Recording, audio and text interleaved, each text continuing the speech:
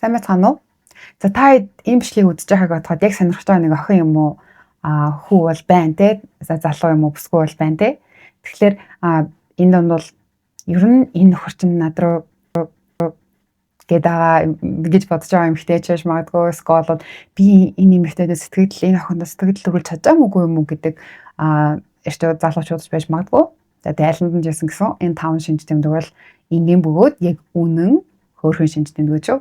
Эхнийг нь бол одоо мэдээж орчин цаг үетэйгээ таараад сошиал хаягуудаар холбогдох бүх үйлдэлд ордог. Чамайг Instagram дээр дагаах, Facebook руу чинь хүсэлт илгээх, тэгээд сториг чинь үзэх. За энэ бол анхан шатны юм дээ. Тэгээд нэмээд react арах, reply хийх. Чамтай ямар нэг байдлаар сошиал хаягаар холбогдох гээд байна гэдэг чинь чамайг сонирхоод байна гэсэн үг. Тэгээд чи таалагдж байна гэсэн. Учиргүй хайртай биш шүү дээ. Чиний тухай ер нь бодоод байна. Чи анхаарлыг нь татаад байна гэсэн үг. За тэгээ энэний нэг тод илэрэл бол чиний аль эрт оруулж исэн постн дээр зүрх дарах ч юм уу, эсвэл комент бичих ч юм уу те. Энэ миний. Тэгээ мэдээж reply хийж ийн холбогдохыг орлж ийн чинь чамайг ер нь сонирхож байна л гэсэн үг. За хоёр дахь нь бол хэрвээ та хоёр ажил, сургууль, дугуйлан гэх мэт газар тааралддаг юм тогтмол тааралддаг бол чамтай тааралдахдаа айгүй өөрхөн цэвэрхэн хувцалсан, үсээ нэг өөрхөн цэвэрхэн засуулсан, ингээ нэг юм цэвэрхэн имиж бүрдүүлсэн байх юм бол ерөөхдөө бол за гэж одоо хоёр дахь алхам гэж харж болно. Тэгээд магадгүй хэрвээ чамайг бүр их сайн таньж мэдэх боломжтой гэдэг бол чиний дуртай үнэртнийг түрхсэн ч юм уу, дуртай юм аягаар үсээ засуулсан ч юм уу, чиний хувцалтыг дөөрөө хувцалсан ч юм уу явж ивэл бүр нэмэх оноо гэсэн үг. За гурав дахь нь болохоор ер нь чиний дурджсэн ч юм уу, эсвэл чамтай хамаатай зүйлсүүдийг ч юм уу, эсвэл чамайг бодогдуулдаг зүйлсүүдийг айгүйх ярина. Чамд ч ярина, бус түнд ч ярина.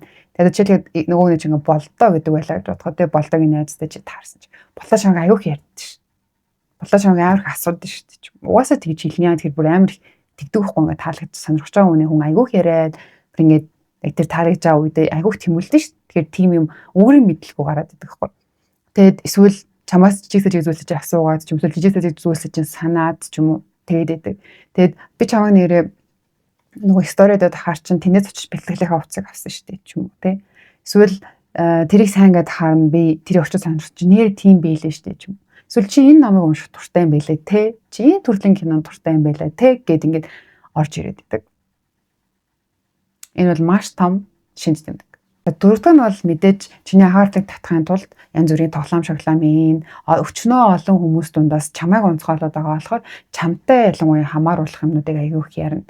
Тэ одоо мөрөн дандаа тэгдэгтэй, бүрэн нэгдэгтэй гэл юм жижиг сажиг тоглоомнууд айгүй хийгээл мөрөө ингэж ирэл ингээл хандаал тэ. Тиймэрхүү үйлүүдийг надад жишээлхэн бол гараа. Тэгээд энэ ялангуяа хүүхдүүдийн дунд амар хэлэрдэг.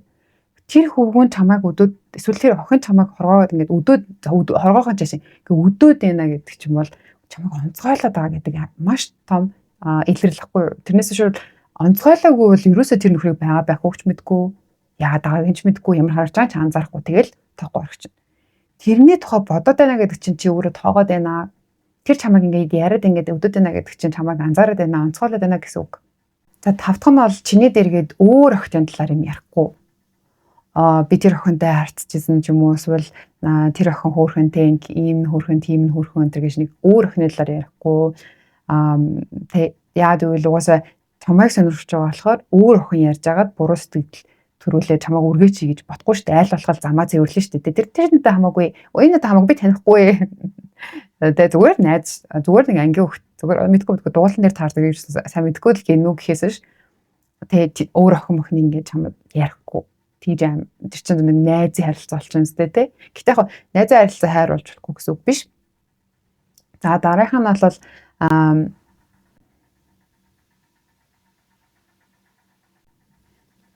за тэр нь бол чанга боддог залуу дээр илэрдэг ийм 5 шинжийг хуваалцсан. Гэхдээ зөндөө олон шинжүүд байж болдог. Миний өмнө оруулсан бичлэгийн зөндөө олон бичлэг байгаа. Тэндээс бас үзээрэй. Бас илүү өөр юу мэдмээр комент бичээрэй. За тэгээд дуслан үзсэн баярлалаа. Баяр та.